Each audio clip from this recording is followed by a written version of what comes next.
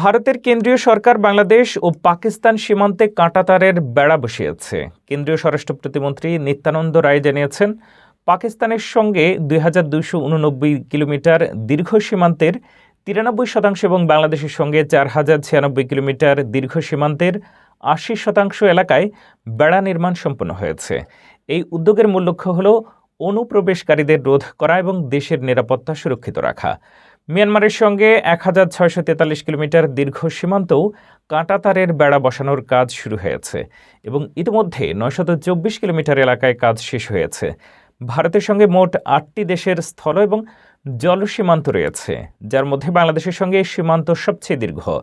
কেন্দ্রীয় সরকার সীমান্তে কড়াকড়ি আরোপকে অগ্রাধিকার দিচ্ছে। এটি দেশীয় নিরাপত্তা নিশ্চিত করা ও সীমান্তে নিয়ন্ত্রণ আরও শক্তিশালী করার একটি বড় পদক্ষেপ।